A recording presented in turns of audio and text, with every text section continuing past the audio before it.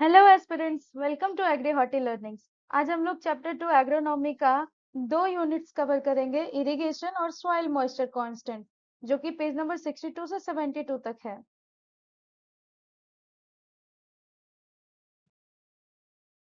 Unit 7 irrigation. हाँ, तो इस यूनिट में पहला लाइन यही बता रहा है कि डेफिनेशन क्या है इरिगेशन का।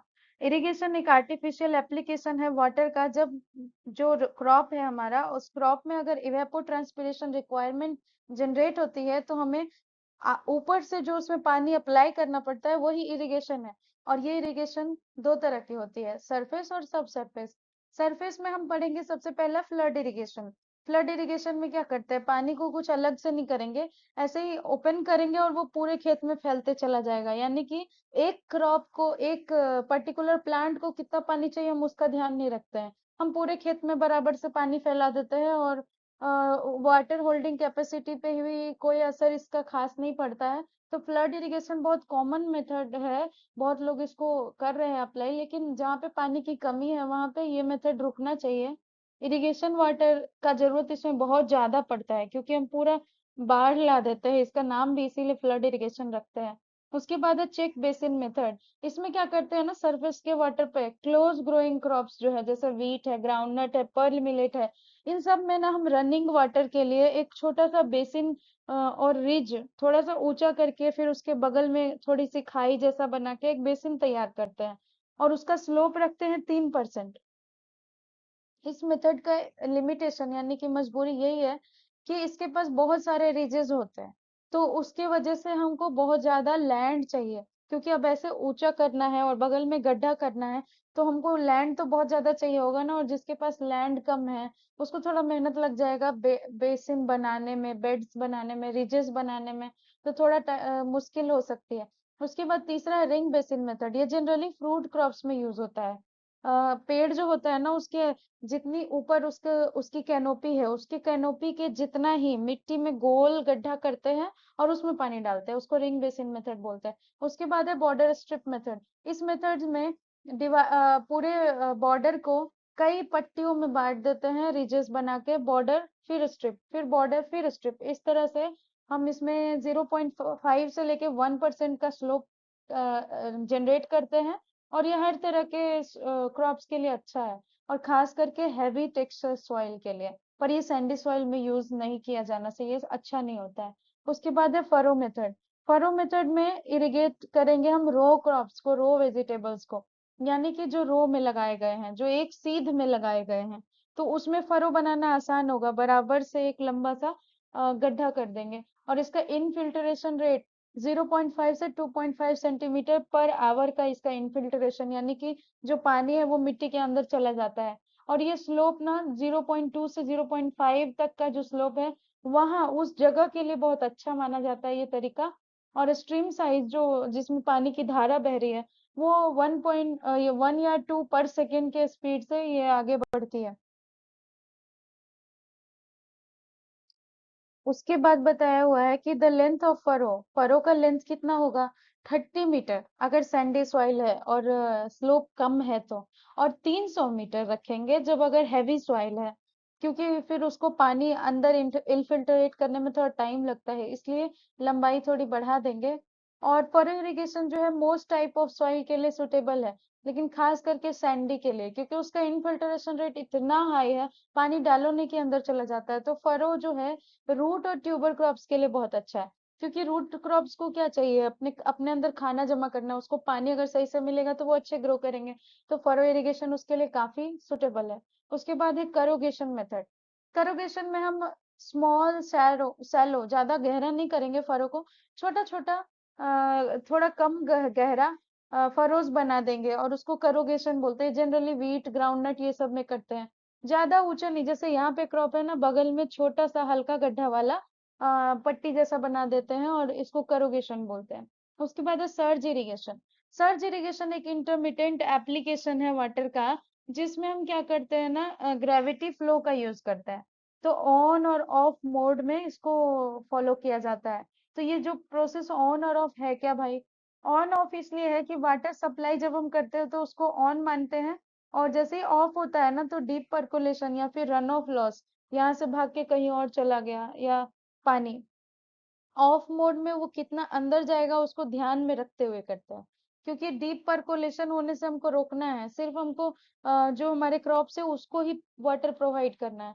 तो रन ऑफ लॉस नहीं होना चाहिए कि इस खेत से दूसरे खेत में पानी चला गया या फिर पर्कोलेट करा गया बहुत अंदर। तो ये हार्डली 20% से ज्यादा रन ऑफ लॉस नहीं होता है इसमें। और इंडिया में ये पॉपुलर नहीं है, बाहर के देशों में किया जा रहा है। इंडिया में तो ज्यादा लोग फ्लड इरिगेशन कर रहे हैं, जो कि अब रुकना चाहिए।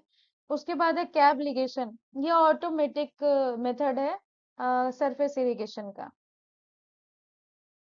उसके बाद है सब सरफेस इरिगेशन। अभी तक जो हम लोगों ने पढ़ा वो सरफेस इरिगेशन था, अब है सब सरफेस। इसमें क्या होता है ना कि फील्ड का डिचेस बनाते हैं और अंडरग्राउंड में पाइप लगाते हैं, क्योंकि हमको पानी को थोड़ा सा सरफेस से नीचे ले जाना है। यानी कि जो डीप रूटेड क्रॉप्स हैं, हम उन सबको पानी इसी मेथड से देंगे। नहीं तो सरफेस सरफेस पे उसको पानी मिलेगा ही नहीं, क्योंकि उसका जड़ काफी अंदर है।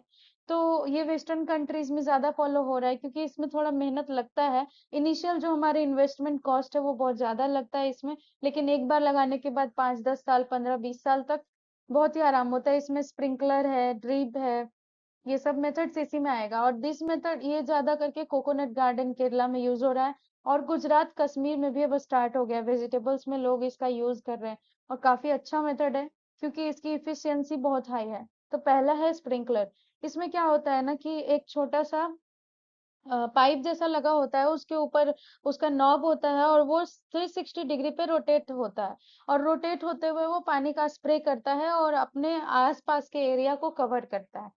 तो इसमें हेड और नोजल्स लगे होते हैं, अभी जस्ट मैंने बताया। उसके बाद इसमें लेटरल लाइंस, मेन लाइंस होते हैं, क्योंकि जो मेन वाला टंकी है वहां से इस मेन लाइन में आएगा, यहाँ से सब लेटरल्स लेटरल्स में जाएगा, फिर सब लेटरल्स में जाएगा। तो हमको एक जगह पर हम पानी ऑन करेंगे तो ये सारे जगह फैलते चला जाएगा खुद से ही। तो इसका जो पाइप का लेंथ होता है वो पहले से ही फिक्स रहता है, कि कितने स्पीड से हम पानी भेजेंगे तो कितनी दूर तक जाएगा। उस हिसाब से पाइप का लेंथ और विड्थ वेरी करता है। जैसे लेटरल्स का फिक्स है कि इतना मोटा होना चाहिए, सब लेटरल्स का फिक्स है, मेन लाइन का फिक्स है कि वो थोड़ा मोटा होगा, चौड़ा होगा। तो इसमें जो याद रखने वाली बात है वो ये है कि स्प्रिंकलर का प्रेशर कितना होता है। मोटाई चौड़ाई लंबाई बाद की बात है, लेकिन कितने प्रेशर से हम पानी फेंकेंगे उसमें भेजेंगे कि वो स्प्रे करना शुरू करेगा। तो उसका आंसर यहाँ पे एडवांटेजेस में दिया है। और स्प्रिंकलर इरिगेशन जो है ना लगभग सारे क्रॉप्स के लिए अच्छा है, राइस और जूट को छोड़कर, क्योंकि उसमें ऑलरेडी बहुत ज्यादा पानी चाहिए। तो स्प्रिंकलर लगा के कोई खास असर नहीं होने वाला है। और वो हर्ब्स, उसके बाद है most soils except heavy clay soil. Clay soil में भी इसका कुछ खास असर नहीं होगा। और जहाँ पे स्टीप स्लोप है, इरेगुलर टोपोग्राफी है, मिट्टी उबड़ खाबड़ है, वहां पे भी स्प्रिंकलर नहीं लगाएंगे, क्योंकि एक जगह ज्यादा पानी मिल जाएगा, एक जगह कम मिल जाएगा। एडवांटेज में पहला एडवांटेज यही है कि 25 से 50% तक ये पानी बचा लेती है। और इसका डिस्चार्ज रेट 1000 लीटर 1 घंटे में आसानी से ये थ्रो कर देती है पानी। उसके बाद इसका प्रेशर है 2.5 से 4.5 kg पर सेंटीमीटर स्क्वायर। ये बात याद रखने वाला है। और वाटर यूज इफिशियंसी इसकी है 60 to 70%। और ये 40% इरिगेटेड एरिया को सरफेस मेथड ऑफ इरिगेशन के लगभग बराबर, मतलब उससे 40% ये एरिया इंक्रीज कर देगी। मतलब हम जितने देर में सरफेस मेथड ऑफ इरिगेशन करेंगे ना, उतनी देर में ये 40% ज्यादा एरिया को इरिगेट कर सकती है। मतलब स्पीड है, इफिशियंसी अच्छी है। 40 से 60% लेबर को भी घटा देती है, मतलब जरूरत नहीं है कि पानी ले जाके पटाओ, ये खुद कर लेगी सारा काम। और ये प्रोटेक्ट भी करता है फ्रॉस्ट और हाई टेम्परेचर से क्रॉप्स को। उसके बाद आता है ड्रिप इरिगेशन, ये इजराइल से निकला है, इंट्रोडक्शन इसका वही हुआ है। ड्रिप इरिगेशन को ट्रिकल इरिगेशन भी बोलते हैं, क्योंकि ये बूंद बूंद करके गिरता है ना, इसलिए ट्रिकल नाम दिया गया है। और जहाँ पे वाटर की स्कैर्सिटी है, साल्ट प्रॉब्लम है, सॉल्टी है आपका सॉइल, तो वहां पे भी, और उबड़ खाबड़ जमीन पे भी हम ड्रिप इरिगेशन लगा सकते हैं। तो एक इस मामले में ये स्प्रिंकलर से आगे निकल गया। और इस इरिगेशन को ना precise slow application of water, क्योंकि ये बूंद बूंद भेज रही है, तो इसको टाइम थोड़ा ज्यादा लगेगा, लेकिन ये जितना नीड है उतना भेज देता है। क्योंकि बूंद का स्पीड वो डिपेंड करेगा, हम उसको कंट्रोल कर सकते हैं ना नोजल से, लेकिन ये पानी को स्प्रिंकलर से ज्यादा बचा रहा है। तो ये उस मामले में भी आगे निकल गया स्प्रिंकलर के कंपैरिजन में। जहाँ पे वाटर की बहुत कमी है, वहां पे हम स्प्रिंकलर तो नहीं लगा सकते, वो 1 घंटे में 1000 लीटर बर्बाद कर देगा। लेकिन ड्रीप जो है हमारा, वो धीरे धीरे भेजता है, तो इसको यूज कर सकते हैं जहाँ पे पानी की कमी है वहां पर भी। उसके बाद है एडवांटेजेस, इसमें है कि ये 70% तक पानी बचा लेती है, और इसकी इरिगेशन इफिशिएंसी 90% है। ये वाला क्वेश्चन कभी कभी आता है, ये बात याद रखने वाली है कि इसकी इफिशिएंसी 90% है और स्प्रिंकलर वाले की 60 to 70%। अब इसका भी स्पीड आपको याद रखना पड़ेगा कि 1.5 से 2.5 केजी पर सेंटीमीटर स्क्वायर का प्रेशर होना चाहिए, तभी पानी पहुंच पाएगा बूंद बाय बूंद। और इसका डिस्चार्ज रेट होता है 1.8 लीटर पर आवर। 1 घंटे में ये सिर्फ 8 लीटर ही बर्बाद करती है। उसके बाद है, हम इसको दो और अलग अलग चीजों के लिए भी यूज कर सकते हैं। ड्रिप इरिगेशन में हम फर्टिलाइजर, अगर मेन टैंक में ही हम फर्टिलाइजर मिक्स कर दे, तो फर्टिलाइजर वाटर के साथ साथ अप्लाई हो जाएगा हमारे फील्ड में, उसको फर्टिगेशन बोलते हैं। Irrigation plus fertilizer, fertigation.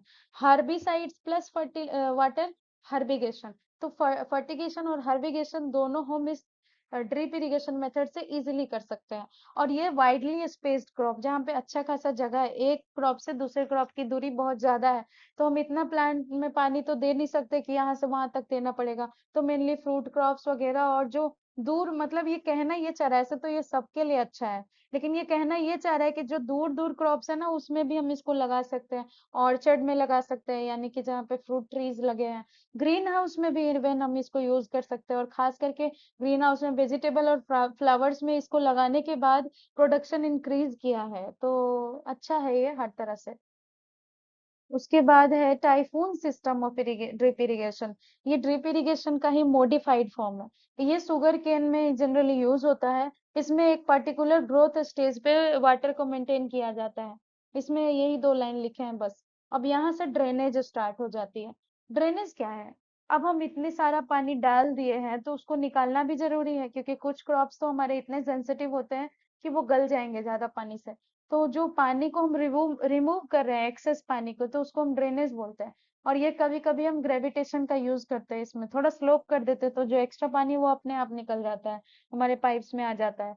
तो ड्रेनेज का 2 मेथड है, जैसे ही इरिगेशन का भी 2 मेथड था, ड्रेनेज का भी 2 मेथड है, सरफेस और सब सरफेस। सरफेस में ये सिंपल चीपेस्ट मेथड है, ये इंडिया में बहुत कॉमन है। हम क्या करते हैं ना, खाई नाली जैसा खोद देते हैं, और वो अपने आप थोड़ा स्लोप कर देते हैं, वो अपने आप बह के पानी इसमें चला आता है और चला जाता है कहीं और, जहां हम उसको ले जाना चाहते हैं। और फिर drainage of flat area, surface drainage में ही एक पहला पॉइंट है, ड्रेनेज ऑफ फ्लैट एरिया, मतलब जहाँ पे समतल है भूमि, वहां पे स्लोप है ही नहीं। तो ऐसे कौन से एरियाज है जिसको हम फ्लैट में कंसीडर करेंगे, जिसका स्लोप 2% से कम हो, उसको हम फ्लैट एरियाज मानेंगे। तो सरफेस, उसमें भी हमको सरफेस ड्रेनेज से काम चल जाएगा, अंदर अंदर से पानी निकालने की जरूरत नहीं पड़ेगी। और दूसरा मेथड है ब्रॉडबेड फरो सिस्टम, बीबीएफ जिसको शॉर्टकट में बोलेंगे। और ये इसमें क्या होता है ना, 120 से 150 सेंटीमीटर के विद के लेंथ बेड्स बनाए जाते हैं, और 45 सेंटीमीटर के फरो बनाए जाते हैं। बेड यानी कि थोड़ा ऊंचा रहेगा वो, और फरो यानी कि वो थोड़ा गड्ढा रहेगा, तो एक बेड रहेगा, फिर फरो, फिर बेड, फिर फरो, इस तरह से हम बनाते हैं। और ये 0.5% स्लोप जो है ना, ड्रेनेज में बना देंगे, जहाँ पे हमको ड्रेन करना है पानी वहां पर। तो क्रॉप्स जो है बेड्स पे लगे होंगे, और उसके बगल में 2 या 2 से ज्यादा फरोज होंगे, और फिर बेड जो है 15 सेंटीमीटर ऊंचा रहेगा फरो के कंपैरिजन में। तो बीबीएफ मेथड जो है ग्राउंड नट और क्ले सॉइल में थोड़ा ज्यादा पॉपुलर है, क्योंकि उसमें पानी, फिर क्ले में क्या होता है ना, वाटर होल्डिंग कैपेसिटी है, तो वो पकड़ लेगी पानी को। तो हमको थोड़ा गड्ढा करना ही होगा कि जो एक्स्ट्रा पानी है वो गड्ढे में ही रह जाए, और हमारे बेड्स पे थोड़ा कम पानी पहुंचे। हम पानी भी उसी मेथड से देंगे, और ड्रेनेज भी अपने आप होते चला जाएगा। तो बीबीएफ मेथड। उसके बाद था सब सरफेस, सरफेस में खत्म, वही 2 मेथड था। सब सरफेस में है कि हमको पानी के रूट जोन के अंदर से पानी निकालना है, क्योंकि पानी अंदर जा चुका है। तो इसमें पहला है टाइल ड्रेन। इसमें हम परफोरेटेड पाइप्स लगा देते हैं, कि थोड़ा पानी जो एक्स्ट्रा होगा ना, वो उसमें अपने आप छेद से अंदर आ जाएगा, और उस पाइप से आगे बढ़ते चला जाएगा। फिर है mould drainage, mould drainage clay soil के लिए अच्छा होता है। तीसरा है वर्टिकल ड्रेनेज, इसमें हम क्या करते हैं, कुआं जैसा बना देते हैं, सारा पानी आके उसमें जमा हो जाएगा। ये कॉफी गार्डन्स में प्रैक्टिस किया जाता है। उसके बाद है पानी को मेजर कैसे करेंगे, यहाँ पे ड्रेनेज खत्म होता है। अब है मेथड्स ऑफ वाटर मेजरमेंट्स। तो पहला है ओरिफिसेस। अब वाटर का जो है स्मॉल स्ट्रीम में फ्लो और बॉर्डर स्ट्रिप फरोज और चेक बेसिन्स में जो धारा बह रही है उसको हम ओरिफिसेस में मेजर करते हैं। उसके बाद है वायर्स। वायर्स या वियर्स आप जो बोलिए, ये है एक तरीका जो है इरिगेशन चैनल में कितना डिस्चार्ज हो रहा है हमारे सोर्स आउटलेट्स के कंपैरिजन में, वो पता करने का ये तरीका है। इसका एक बेसिक इक्वेशन है Q is equal to CLH, और ये डिस्चार्ज रिलेशनशिप है 0.0184 LH का पावर 3/2। और अगर 90 डिग्री वी नॉच का वायर है, मतलब वी शेपेड में है, तो ये एक्सीलेंट डिवाइस है स्मॉल फ्लो को मेजर करने के लिए कि एक बार में कितना डिस्चार्ज है। अगर हमारा पाइप का डिस्चार्ज रेट हमको पता नहीं है, हम वायर्स लेके आएंगे वहां पे रख देंगे और वो अपने आप इस फॉर्मूला के बेसिस पे कैलकुलेट करके हमें discharge rate, exactly discharge rate बता देगी कि कितना उसमें से पानी फ्लो हो रहा है। तो ये सब तरीका हो गया, एक तो ऑरिफिसेस हो गया, दूसरा वायर्स हो गया। तीसरा है पार्सल फ्लूम, ये वेंचर फ्लूम भी इसको बोलते हैं।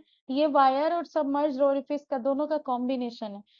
इसको हम सैलो चैनल्स के लिए यूज करते हैं, जैसे कि फ्लैट ग्रिड का अगर इरिगेशन फरो बना हुआ है तो उसमें हम पार्सल फ्लूम के मेथड से उसका फ्लो पता करेंगे। अब यूनिट 7 यहाँ पे खत्म होता है। Unit 8 soil moisture constant. तो पहला है मेट्रिक पोटेंशियल। मेट्रिक पोटेंशियल क्या है?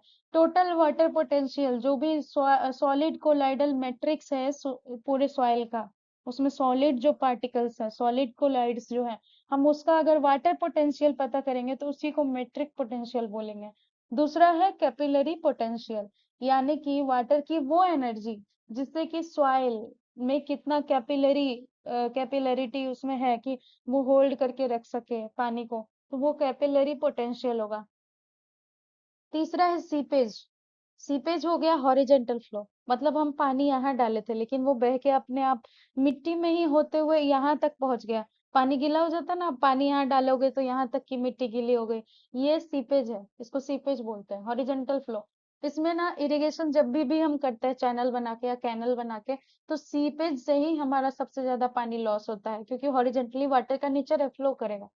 उसके बाद है परकोलेशन। परकोलेशन हो गया वर्टिकल फ्लो, हम पानी ऊपर डाले थे लेकिन 20 सेंटीमीटर अंदर भी पानी पहुंच चुका है, ये परकोलेशन की वजह से पहुंचा है। और इसमें सैचुरेटेड या नियरली सैचुरेटेड ये ग्रेविटी की वजह से हो रही है। उसके बाद है इनफिल्ट्रेशन। इनफिल्ट्रेशन हो गया आपका अनसेचुरेटेड सॉइल के लिए। अनसेचुरेटेड क्या हुआ? अब सैचुरेटेड और अनसेचुरेटेड। सैचुरेटेड एक ऐसा टर्म है जिसका मतलब हुआ कि वाटर में जो पार्टिकल्स है वो फुल्ली वाटर को एब्जॉर्ब करके रखा है, मतलब अब उसको पानी की जरूरत नहीं है। तो सैचुरेटेड सॉइल में परकोलेशन होगा। लेकिन जो अनसैचुरेटेड सॉइल है, मतलब वाटर उसमें बिल्कुल नहीं है, उसके पार्टिकल्स बिल्कुल खाली है सॉइल के, वो उसको भी तो पानी चाहिए, बाद में वो अपने बगल वाले को पास करेगा।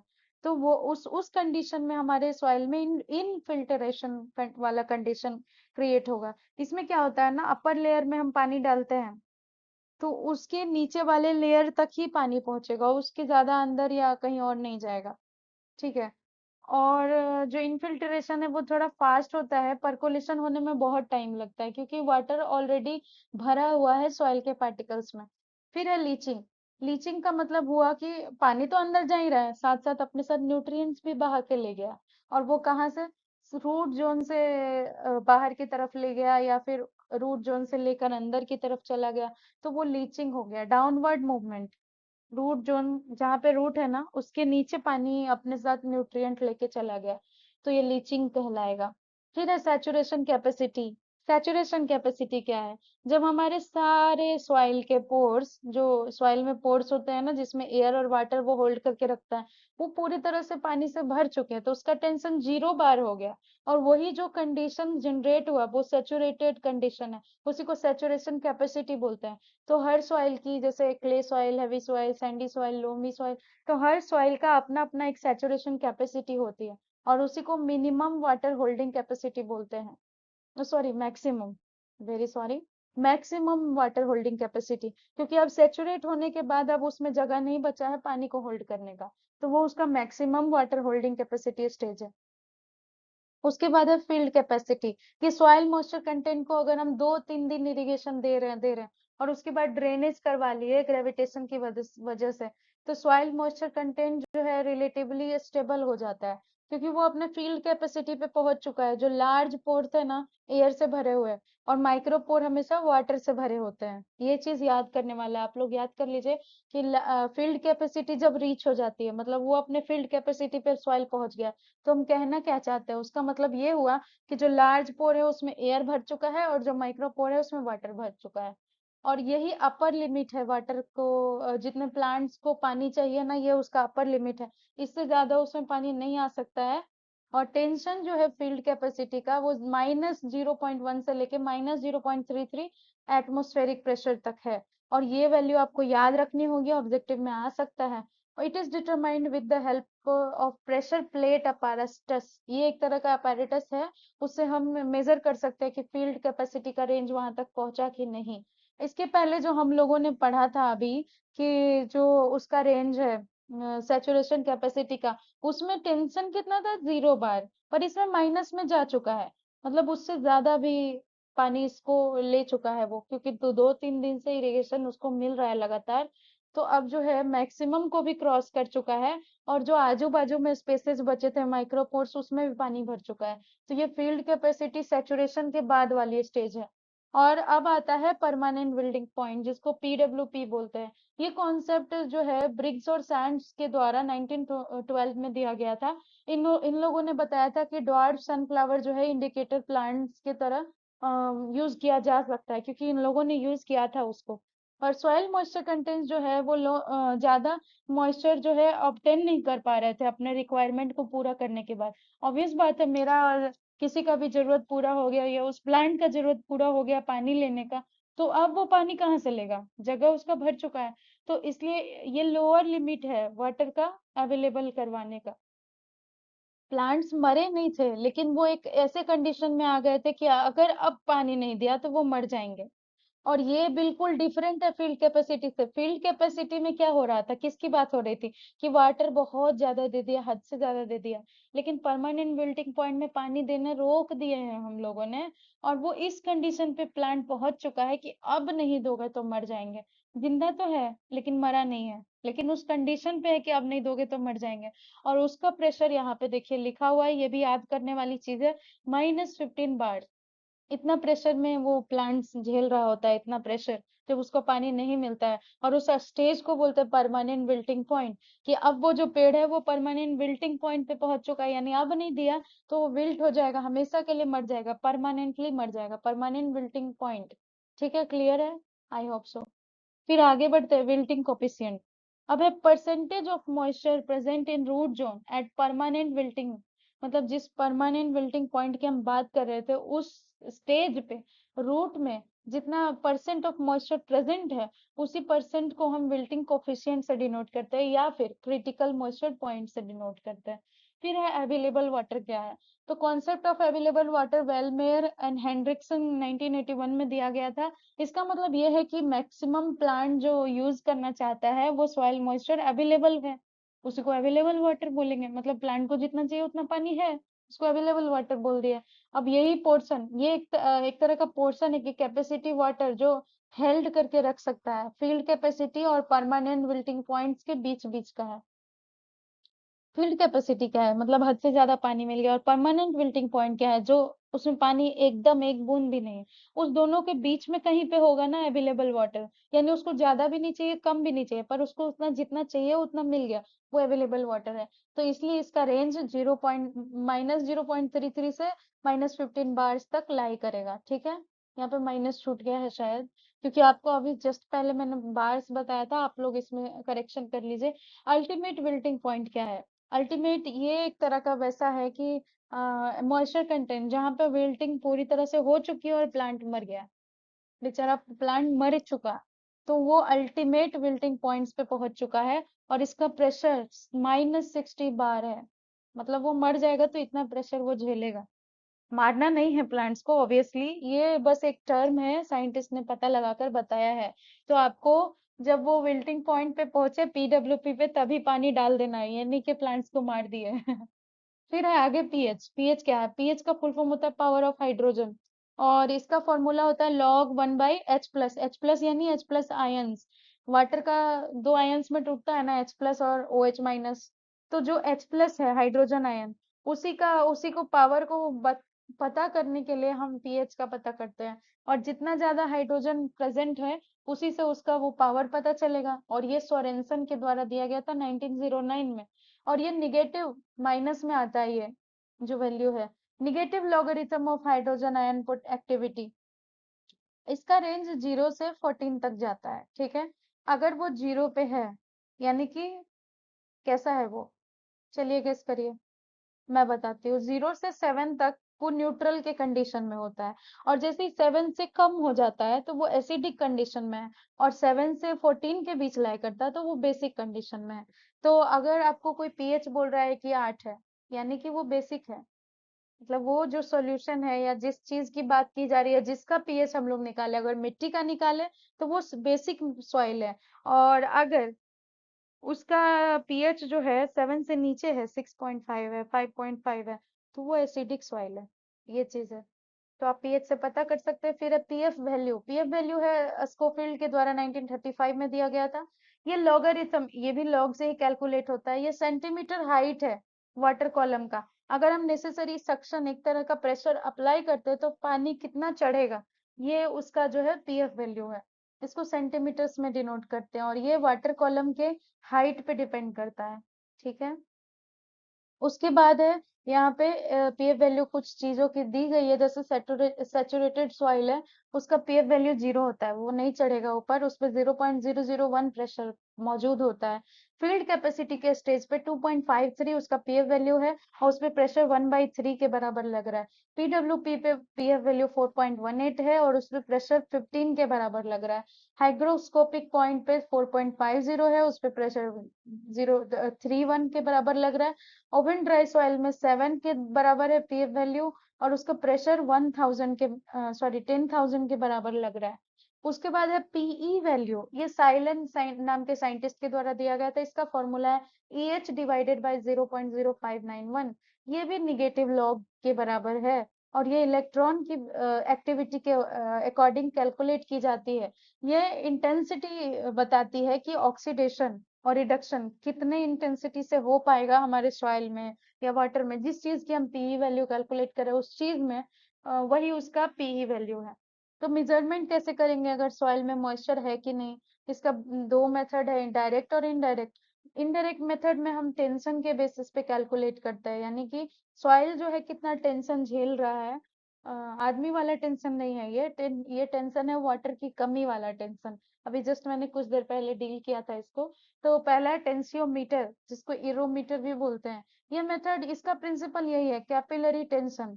जैसे जैसे वो इंक्रीज करेगा टेंशन, यानी कि पानी की कमी है उसके अंदर, ठीक है, कमी की वजह से ही सॉइल में टेंशन क्रिएट हो रहा है, ठीक है। टेंसियोमीटर जो है सेंसिटिव होता है, 0.85 बार ऑफ सॉइल मॉइस्चर तक ये कैलकुलेट कर लेता है। और सैंडी सॉइल में फील्ड कैपेसिटी पे या फिर उससे बिलो पे 1 बार का टेंशन मौजूद होता है। और ये क्ले सॉइल के लिए टेंसियोमीटर यूज नहीं कर पाएंगे आप। और टेंसियोमीटर जो है शेड्यूलिंग इरिगेशन या फिर इरिगेटेड क्रॉप का टेंशन, ये सब पता करने के लिए बहुत ज्यादा अच्छा मीटर है, अच्छा इंस्ट्रूमेंट है, तो हम उस पे यूज करते हैं इसको। अगले पेज में दिया गया है कि इलेक्ट्रिकल रेजिस्टेंस, जिसको बायोएंसियर मॉइस्चर मीटर भी बोलते हैं, जिसको जिप्सम ब्लॉक भी बोलते हैं। ये एक तरह का जिप्सम का ब्लॉक है, छोटा सा टुकड़ा है, जो कि एक कंटेनर है, जो कि जिप्सम और फाइबर ग्लास के मिक्सअप से बना हुआ है। इसका प्रिंसिपल यही है कि इलेक्ट्रिकल रेजिस्टेंस को इंक्रीज करेगा अपने अंदर, और मॉइस्चर कंटेंट को डिक्रीज। जैसे जैसे मॉइस्चर कंटेंट डिक्रीज होगा ना, इसके अंदर इलेक्ट्रिक रेजिस्टेंस इंक्रीज करने लगेगा। तो ये टेंशन के मेथड में नहीं, ये रेजिस्टेंस के मेथड में आपको कैलकुलेट करके बताएगा। और इसमें ये कंडक्टिविटी ऑफ इलेक्ट्रिसिटी, यानी इलेक्ट्रिसिटी जो कंडक्शन होता है ना, कंडक्टिविटी, उसके बेसिस पे ये मेजर करके बताता है। तो इसका ना लो होगा, लो रेजिस्टेंट होगा फील्ड कैपेसिटी पे, क्योंकि पानी बहुत ज्यादा अवेलेबल है। और पीडब्ल्यू पे भी ये हाईएस्ट पोजीशन पे होगा, क्योंकि पानी तो एकदम नहीं है ना, मरने मरने को है प्लांट। उसके बाद है जिप्सम ब्लॉक परफॉर्म करता है सेटिस्फैक्टरी, ड्राई सॉइल में भी ठीक ठाक काम कर लेता है। और ये सेलाइन सॉइल और ये साल्टी के लिए अच्छा नहीं है, क्योंकि कंडक्टिविटी बहुत ज्यादा बढ़ जाएगी ना। साल्ट तो कंडक्टिविटी इंक्रीज करता है, इसलिए सेलाइन सॉइल और साल्टी सॉइल के लिए अच्छा नहीं है। और ये सॉइल मॉइस्चर टेंशन -15 बार तक 0 से लेके -15 बार तक ये कैलकुलेट कर लेता है। और अगर हम डिले कर दिए हैं इरिगेशन करने में, तो वो भी बता देता है कैलकुलेट करके कि अब पानी दिया जाना चाहिए। जैसे ही आपको ज़्यादा प्रेशर दिखे, तो ज़्यादा कंडक्टिविटी दिखे, आप समझ जाइए कि पानी की ज़्यादा ज़रूरत है। उसके बाद है न्यूट्रॉन मॉइस्चर मीटर। ये रैपिड मेथड है। अगर फील्ड में हो या इन सिटू में, मतलब कि जैसे ग्रीन हाउस वगैरह में आपको सॉइल मॉइस्चर का लार्ज वॉल्यूम ऑफ सॉइल है और उसमें H+ फटाफट से आपको मेजर करना है, तो आप न्यूट्रॉन मॉइस्चर मीटर यूज कर सकते हैं। ग्रेटर, जैसे जैसे पानी ज्यादा होगा तो न्यूट्रॉन्स भी ज्यादा होगा, तो ये उल्टा है, स्लो डाउन हो जाएगा। जैसे जैसे पानी ज्यादा होगा तो न्यूट्रॉन भी ज्यादा है, और ये न्यूट्रॉन मॉइस्चर मीटर है। यानी कि अगर न्यूट्रॉन ज्यादा दिखा रहा है तो हम समझ जाएंगे पानी ठीक ठाक उसमें मौजूद है हमारे सॉइल में। लेकिन जैसे जैसे न्यूट्रॉन घटने लगेगा तो हम समझ जाएंगे नहीं नहीं पानी की जरूरत है। और ये बेस्ट मेथड है अगर पानी में हमारे सॉइल में कोई चेंजेस आ रहा है वो पता करने के लिए। और ये ARS में 2005 में पूछा जा चुका है क्वेश्चन ये वाला। तो इसको आप याद करके रख लीजिए कि सॉइल मॉइस्चर पता करने के लिए न्यूट्रॉन मॉइस्चर मीटर बहुत अच्छा है, क्योंकि वो डायरेक्ट चेंजेस को हमको बताता है। चौथा है प्रेशर मेंबर और प्रेशर प्लेट apparatus। ये जो है लेबोरेटरी में यूज होता है, और इसमें फील्ड कैपेसिटी FC मतलब field capacity, PWP permanent melting point और मॉइस्चर कंटेंट अलग अलग प्रेशर पे हम पता कर सकते हैं। ये सॉइल मॉइस्चर टेंशन 0 से 15 बार तक पता कर लेता है। और यहाँ पर ये खत्म होता है। उसके बाद कुछ कर्व है, हम कुछ कर्व भी डिजाइन बनाते हैं, डिजाइन नहीं ग्राफ में बनाते हैं पता करने के लिए कि क्या रिलेशनशिप है हमारे वाटर के एनर्जी के स्टेटस में, और कितना अमाउंट उसमें प्रेजेंट है सॉइल उसके में। तो सॉइल मॉइस्चर कैरेक्टरिस्टिक कर्व में किसके किसके बीच में यह ग्राफ बनता है, टेंशन और अमाउंट ऑफ मॉइस्चर, इन दोनों के बीच में बनता है। यानी एक एक्स एक्सिस पे आप टेंशन दिखाइए, वाई एक्सिस पे अमाउंट ऑफ मॉइस्चर, या फिर वाइस वर्सा। आप एक्स पे किसी को भी रख सकते हैं, लेकिन इन दोनों के बीच में ही हम कर्व बनाते हैं रिलेशनशिप को पता करने के लिए। दूसरा है इसको अगर हम सैंडी सॉइल के लिए बनाएंगे तो ये एल शेपेड में बनेगा, और अगर क्ले सॉइल के लिए बनाएंगे तो ये आई शेपेड में बनेगा, यानी ऑलमोस्ट स्ट्रेट लाइन मिल जाएगा हमको। अब यहाँ पे खत्म हो जाता है कि कैसे हम मॉइस्चर को मेजर कर रहे हैं। अब एक टर्म है ET, इवेपो ट्रांसपिरेशन। आपने इरिगेशन के डेफिनेशन में इस वर्ड को पढ़ा होगा। ये क्या है, टोटल वाटर जो कि लॉस हो गया है, या तो क्रॉप ने क्या कर लिया, ट्रांसपिरेशन कर लिया, या तो सॉइल में से वाटर इवेपोरेट हो गया फटाफट। इन दोनों वजह से जो भी सॉइल के वाटर में कमी आई, वही वाटर की कमी को इवेपो ट्रांसपिरेशन बोलते हैं। ठीक है, क्योंकि या तो वो इवेपो से खत्म हो गया, इवेपोरेशन का इवेपो ले लिया गया, और या तो ट्रांसपिरेशन से वो वाटर खत्म हो गया, तो इवेपो ट्रांसपिरेशन लॉस। और ये नियरली 99% है, मतलब कि 1% पानी ही क्रॉप यूज करती है, 99% या तो इवेपोरेशन से या तो ट्रांसपिरेशन से वो उड़ा देती है। ठीक है, अब है PET क्या है, पोटेंशियल इवेपोट्रांसपिरेशन। इवेपोट्रांसपिरेशन में एक वर्ड जुड़ गया, पोटेंशियल। ये थॉर्नवेट नाम के साइंटिस्ट ने के द्वारा 1948 में दिया गया था। ET जब ये ग्राउंड पे फुल्ली या कंप्लीटली कवर्ड वेजिटेशन पे हो रहा है, जहाँ पे no limitation of soil moisture, यानी मॉइस्चर बहुत ज्यादा है, तो उस कंडीशन में हम पोटेंशियल इवेपोट्रांसपिरेशन टर्म यूज करेंगे। तो PET जो है ET का अपर लेवल है। ठीक है, एक गिवन पर्टिकुलर क्लाइमेट पे। हाँ, तो फिर ये मैं बोल रही थी कि पोटेंशियल इवेपोट्रांसपिरेशन ये एक तरह का टर्म है जिसमें हम बताते हैं कि जो अपर लिमिट है ET इवेपोट्रांसपिरेशन का, और ये किस कंडीशन में है, जब ग्राउंड फुल्ली कवर्ड है पानी से। यानी कि हम ऐसा अज्यूम कर लेते हैं कि इसके पास बहुत अथाह पानी है, बहुत ज्यादा पानी प्रेजेंट है उस खेत में, जिस खेत के मिट्टी के लिए हम PET का यूज कर रहे हैं वहां पे बहुत ज्यादा पानी है, और वो इवेपोरेशन करवा रही है, ट्रांसपिरेशन करवा रही है। तो उसके पास एक जो लास्ट मैक्सिमम लिमिट है इवेपोट्रांसपिरेशन करवाने का, उस लिमिट तक जब पहुंच जाएगी तो उसी वो जो लिमिट है ना, वही लिमिट है PET। ठीक है, आई होप क्लियर हो गया होगा। नहीं क्लियर है तो आप कमेंट्स में लिख सकते हैं, मैं नेक्स्ट वीडियो में जरूर एक्सप्लेन कर दूंगी। फिलहाल मुझे लगता है ये समझ में आ गया होगा। इवेपोट्रांसपिरेशन का जो हाईएस्ट अपर मैक्सिमम लिमिट है वही PET है। अब है ईटी को हम कैसे कैसे मेजर करेंगे। दो तरीका है, तीन तरीका है एक्चुअली। लाइजीमीटर है और दूसरा है कि डिप्लीशन स्टडीज कर लें फॉर्मूला लगा के, और तीसरा है कि हम डाटा निकाल लें। तो लाइजीमीटर में एक तरह का ये इंस्ट्रूमेंट है जिसमें हम ग्रोइंग क्रॉप्स में इंस्टॉल कर देते हैं जाकर, और कितना वाटर लॉस हुआ और कितना पानी उसको दिया गया, इन सब के बीच का वो कैलकुलेट करके हमको बता देता है। ईटी और लीचिंग लॉस दोनों मेजर कर लेता है। तो ये क्वेश्चन में आ सकता है कि लीचिंग लॉस और ईटी कौन मेजर करता है, तो आंसर होगा लाइजीमीटर। उसके बाद है सॉइल मॉइस्चर डिप्लीशन स्टडी, जिसमें एक फॉर्मूला है डी, जिसमें एफसी में से घटा लेंगे किसको, परमानेंट विल्टिंग पॉइंट को, और उसमें गुना कर देंगे डी इंटू डीबी। तो डी का मतलब हो गया depth, depth into bulk density. तो ये एक तरह का फॉर्मूला है, हम इससे भी कैलकुलेट कर सकते हैं कि वाटर में कितना इवेपोट्रांसपिरेशन हुआ है या फिर कितना पानी खत्म हुआ है। डिप्लीशन का मतलब वही हुआ ना, खत्म होना। फिर है ET can be measured by evaporation data. अगर USWB class A open pan evaporate evaporimeter evapo sorry evaporimeter इसको यही बोलते हैं। उसके बाद ये एक तरह का स्टैंडर्ड इवेपोरीमीटर है जो कि वाइडली यूज हो रहा है एग्रोमेट्रोलॉजिकल ऑब्जर्वेटरीज में। ये एक तरह का इंस्ट्रूमेंट है यूएसडब्ल्यूबी के द्वारा इसको दिया गया है क्लास ए में। ये ओपन पैन टाइप का है। इसका डायमीटर 120 सेंटीमीटर होता है और डेप्थ इसका 25 सेंटीमीटर होता है। इसमें पानी भर दिया जाता है 20 सेंटीमीटर तक। 25 सेंटीमीटर का ये इसका लेंथ है, और उसमें 20 तक हम पानी भर देंगे, 5 सेंटीमीटर खाली रहेगा। और उसको पेंट किया जाता है व्हाइट से, ताकि इस पे सनलाइट का कोई असर ना हो। नॉर्मली देखा जाता है कि एक दिन में कितना इवेपोरेशन हो रहा है। दूसरा तरीका है संकेन स्क्रीन इवेपोरीमीटर। ये सेकेंड टाइप है। ये शर्मा और दस्ताने 1968 में दिया गया था। इससे भी हम ईटी ही मेजर करते हैं फील्ड कंडीशन में, और ये PET divided by ET ratio निकालता है, जो कि इसका वेरिएशन 0.95 से लेके 1.05 तक है। तीसरा है पोर्टेबल इवेपोरीमीटर। ये इजराइल में 1984 में बनाया गया था, और इसका काम था कि शॉर्ट पीरियड के लिए इवेपोरेशन पता करना। मतलब कि 1 घंटे में 1 मिनट में कितना इवेपोरेशन हो रहा है, ये एक छोटा से छोटा चीज ये पता लगा लेता है। और ये पोर्टेबल है तो हाथ में ले जा सकते हैं हम कहीं भी। और फिर है कंजम्पटिव यूज ऑफ वाटर, यानी कि वाटर जो हम यूज करते हैं फील्ड में, उसका यूज कैसा करना चाहिए। ये यूज किया जाता है, डिजाइन किया गया है लॉस को कम करने के लिए।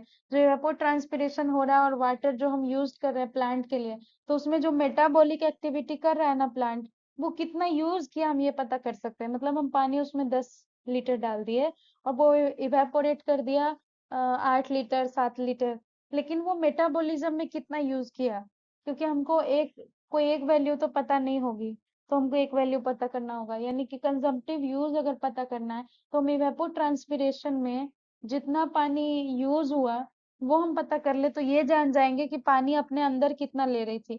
क्योंकि वो अपने रूट के आसपास लाएगी पानी, तो उसमें से जो इवेपोरेट होगा और उसके लीव्स में से जो ट्रांसपिरेट होगा वही तो इवेपोर ट्रांसपिरेशन है।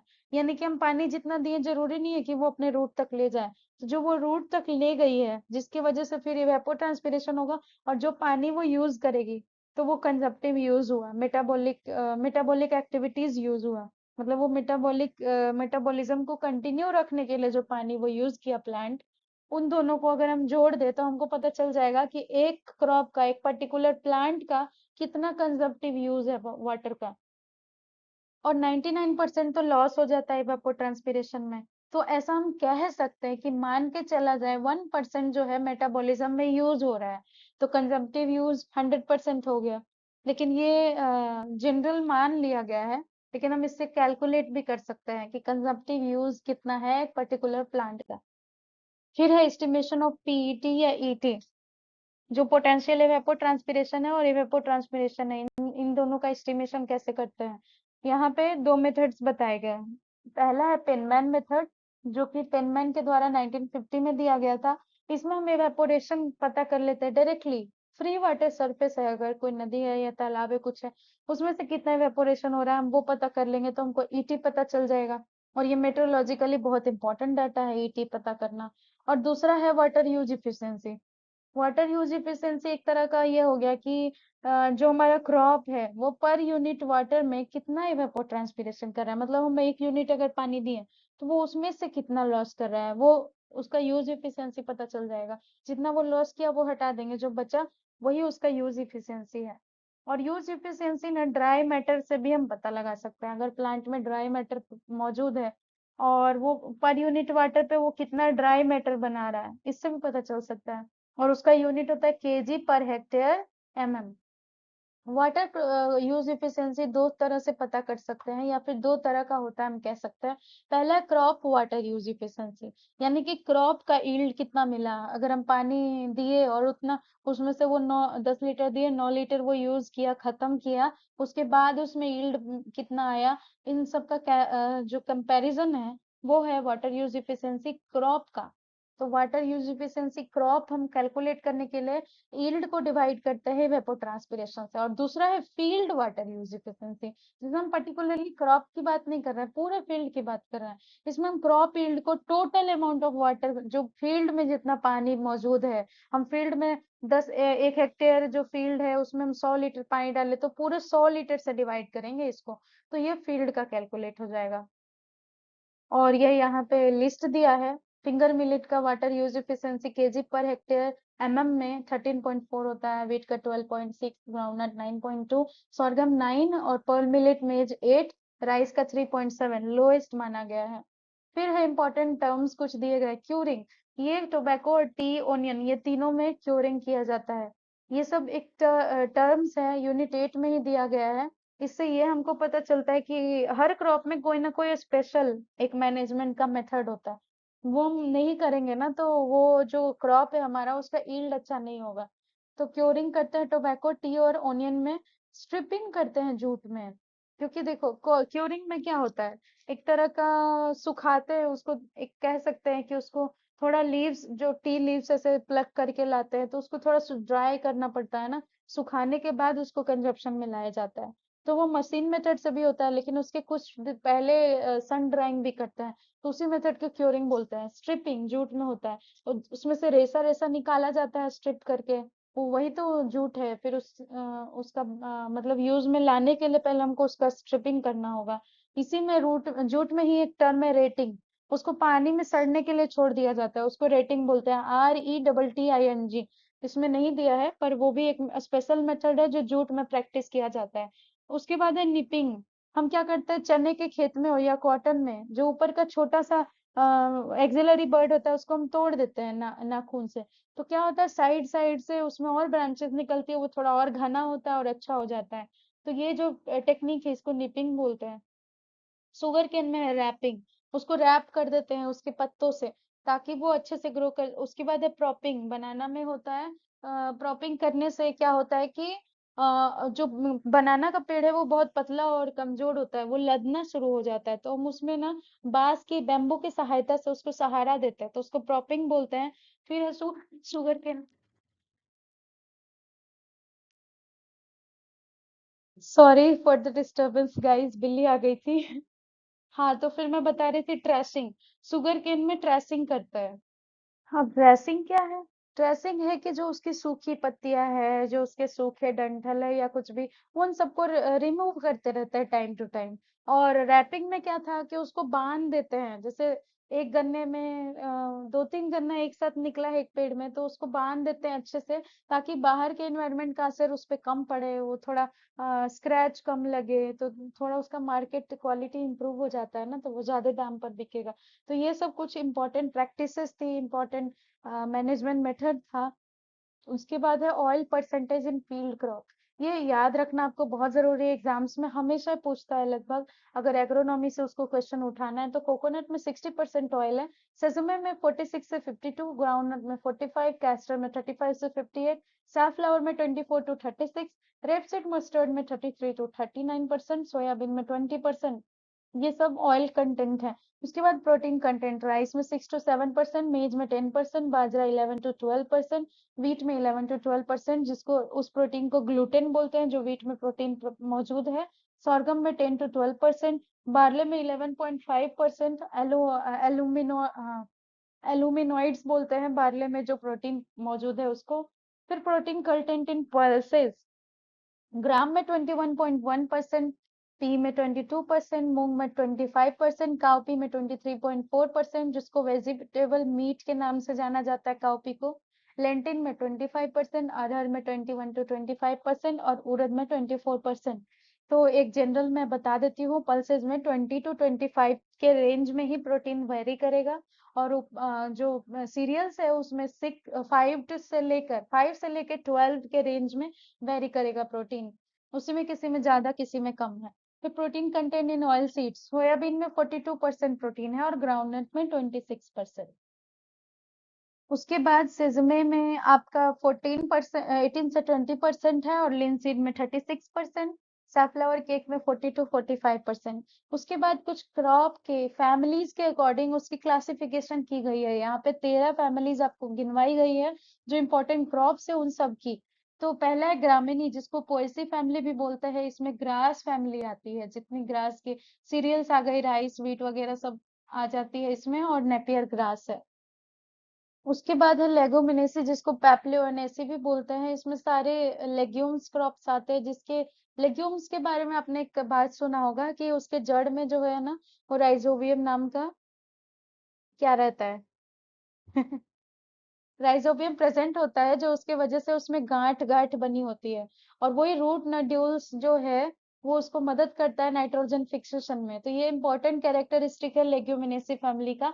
इसमें पल्सेस, ग्राउंडनट, सनहैम, बरसीम, अल्फाफा, ढैंचा और मेथी। चलिए इसका एक एक्सेप्शन है, आप लोग कमेंट्स में बताइए, देखती हूँ किसको किसको पता है। एक ऐसा लेग्यूम क्रॉप है जो कि नाइट्रोजन फिक्सेशन नहीं करता है, लेग्यूम क्रॉप फैमिली का होते हुए भी। वो एक्सेप्शन आपको बताना है। उसके बाद है सोलेनेसी, इसमें brinjal, tomato, potato, chillies, tobacco आता है। क्रूसीफेरी, बैसिकेसी फैमिली। क्रूसीफेरी को ऐसा क्यों बोलते हैं? क्योंकि उसका जो उसका एंथर है, वो क्रॉस शेपेड में होता है एंथर। एंथर नहीं, मतलब एक तरह से कह सकते हैं कि फ्लावर का उसका अरेंजमेंट, उसकी पेटल्स जो उसकी कोरोला होती है, वो क्रॉस सेपेड में होते हैं। उसमें चार, जनरली ऐसा देखा गया है कि चार पत्तियां हैं, वो भी ऐसे क्रॉस के शेप में प्रेजेंट है एक दूसरे के डायगोनली। इसलिए इसका नाम क्रूसीफेरी पड़ा था। ये पुराना नाम है, अब तो इसको ब्रासिकेसी के नाम से जानते हैं। फिर है कुकुरबिटेसी, सारे गर्ड्स, कद्दू, नेनुआ सब इसी में आते हैं। Cucumber, pumpkin. मालवेसी में कॉटन और भिंडी आती है। उसके बाद एस्टेरेसी, कंपोजिटी फैमिली। इसमें इसका नाम एस्टेरेसी क्यों पड़ा है? क्योंकि इसके जो पेटल्स होते हैं ना, वो उसमें दो रे फ्लोरेट्स और डिस्क फ्लोरेट्स नाम से बताए जाते हैं, उसका जो पेटल्स होता है। और इसमें सनफ्लावर, सैफलावर, निगर सब आते हैं। कंपोजिटी फैमिली, इसी फैमिली की आप आगे पढ़ेंगे मैरीगोल्ड भी है, उसका भी रे फ्लोरेट, डिस्क फ्लोरेट होता है। इसका स्ट्रक्चर में कभी फिगर दिखा के आपको बताऊंगी जब चैप्टर्स पढ़ना होगा। फिर है चेनोपोडिएसी, स्पिनच बीट, शुगर बीट, ये सब इसमें आते हैं। यूफोरबिएसी में कैस्टर टैपियोका आता है, टैपियोका जो साबूदाना आप लोग खाते हैं ना, वही। कॉन्वोल्विएसी, स्वीट पोटैटो। अम्बेलीफेरी में कोरिएंडर, क्यूमिन, कैरोट आता है। एलियेसी में ओनियन, गार्लिक। जिंजरबरेसी में जिंजर और टर्मेरिक आता है। तो इसी के साथ यूनिट 8 आपका खत्म होता है। आपको जो भी डाउट्स होंगे आप कमेंट्स में जरूर लिखिए। और आपको कैसा लगा आज का सेशन, प्लीज कमेंट। और जो नए हैं please subscribe to my channel and press the bell icons for further updates. Bye.